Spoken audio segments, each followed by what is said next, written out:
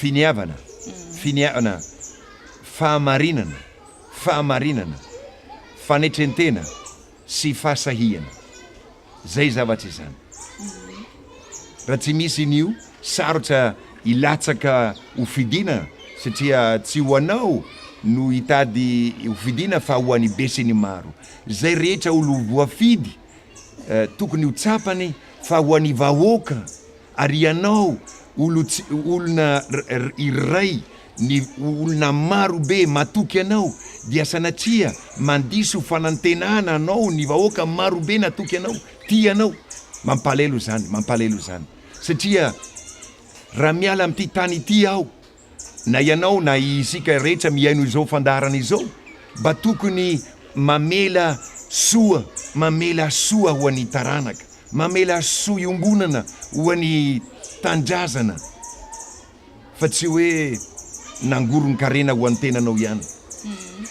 de inona ohatra araka ny hevitrao ny andraikitra voalohany tokony atao rehefa tonga eo amin'ny fitondrana io izy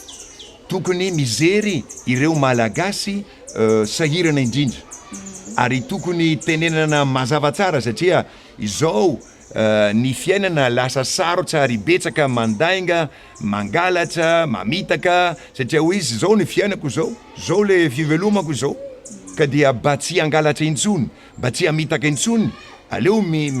manao carte sur table andao sy izao manoky izao dia manaza nareo zahay manazany tenanareo manazany zanakareo sika ianareo olom-pirenena feno andao omena asanareo dia be azo tsara zanakareo ary miraisa anjara andraikitra anatin'ny fiarahamonina anatin'ny fokon'olona misy nareo zay tokony atao le satria olom-pirenena daholo hatrany farany ambany ka hatrany farany ambony fa aleo manomboka amreo zay atao hoe ny angarany vintana na hoe adino ny sasany na avelany sasany anivelany fiarahamonina aleo izy io no tokony karakaraina voalohany am'izay dafa hoe olona feno koa zahay manana tanjona koa izay am'izay satria ny olona tianay manazanay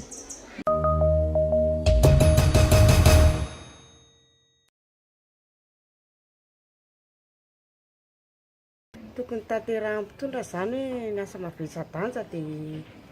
mampena ny vidin'entana tsy haiko hoe ny karama koa tokony mba jerena zany karama mampiasa ny asa mavesa-danja am'izany zao dia tokony amboly mopy manome asa ho an'ny vahoaka mihitsy izy manome tany ambolena sy ny masomboly sy ny rehetrarehetra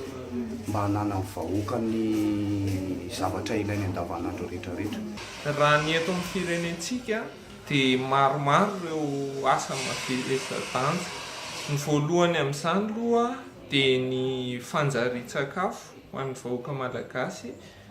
eo ny fandriampahalemana ny fampianarana dia mbola misy teboka maromaro ihany koa moa fa zay zany tena maika alohany amin'izao ny tena marina zany a dia surtout niveau scolaire sy resaka fahasalamana io base firenena sy ny agriculture koa rehefa anao nangeny gasy dia menimeny rehefa voky ny gasa tsy gasy rehefa ny olombelona rehetra mihitsy zany hoe agriculture ray fahasalamana ray fahasalam-bahoaka dia fianaran'ny mpianatra satria zanakitsika raha tsy mianatra dia ina moa ny fitin'ilay izy tsisy dikana dia fandriampahalemana ny fandriampahalemana mandeha ho azy rehefa ampisakafo ny olona rehefa ampy engeny ampelantanana ny olona tsy hitady zavatra hafa mahakasika amin'ireo filana zay takin'ny vahoaka amamalagasy aloha dia ny fototra indrindra zany zao ny resaka na resaka PBM surtout zany a ny vary izay anisan'ny foto-tsakafon'ny malagasy ka dia mavesa-danja satria ny hanao an'io dia tavina oleo sy tavina rapitso dia anisan'ny zavatra filana ary ilain'ny malagasy ny vahoaka indrindra vahoaka malagasy zany a izay